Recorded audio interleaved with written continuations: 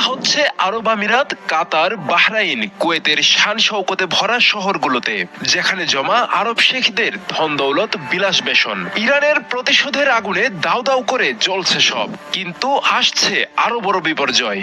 এসব দেশের তেল ক্ষেত্রগুলোতে হতে পারে ভয়ঙ্কর হামলা। পাওয়া যাচ্ছে এমনই ইঙ্গিত। সৌদি আরবের একটি তেল ক্ষেত্রে কয়েক বছর আগে ড্রোন হামলা যে বিপর্যয় ডেকে এনেছিল, এবার তার চেয়েও বহুগুণ বেশি বিপর্যয় হতে পারে। ইরান এটিই চাচ্ছে। আরব শেখদের সাথে তেল নিয়ে পশ্চিমাদের দহরম মহরমকে ঘুরিয়ে দেবে ইরান। সেই আগুন লাগাবে পাপের অর্থনীতিতে। কাতার, বাহরাইন, সৌদি আরব এই দেশগুলো শুধু মার্কিন মিত্রই নয়, বিশ্বের জ্বালানি সরবরাহের কেন্দ্রবিন্দু। যদি সংঘাত সরাসরি তেল ক্ষেত্র, রিফাইনারি বা রপ্তানি টার্মিনাল লক্ষ্য করে বিস্তৃত হয়, তাহলে যুদ্ধ আর কেবল সামরিক থাকবে না, তা হয়ে উঠবে অর্থনৈতিক যুদ্ধ।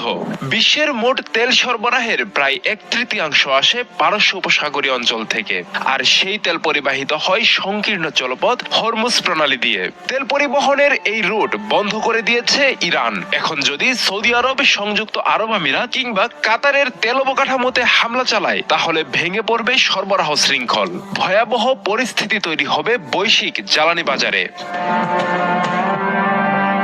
2019 সালে সৌদি আরামকো এর আবকাইক ও খুরাইস তেল স্থাপনায় ড্রোন ও ক্ষেপণাস্ত্র হামলার ঘটনা বিশ্বকে নাড়িয়ে দিয়েছিল।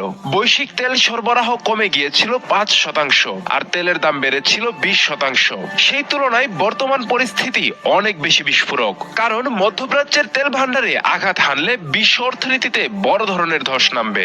বিশ্ববাজারে তেলের দাম অস্বাভাবিক বৃদ্ধি পাবে। বিশ্লেষকদের মতে, যদি প্রতিদিনের সরবরাহে বড় ধরনের বিঘ্ন ঘটে, তাহলে আন্তর্জাতিক বাজারে তেলের দাম $150 বা তারও বেশি ছুঁতে পারে। তেলের দাম বাড়লে পরিবহন, বিদ্যুৎ, শিল্প উৎপাদন সব ক্ষেত্রেই খরচ বাড়ে।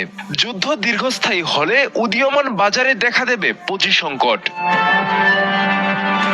ইরান দীর্ঘদিন ধরে অসম যুদ্ধ কৌশলে পারদর্শী।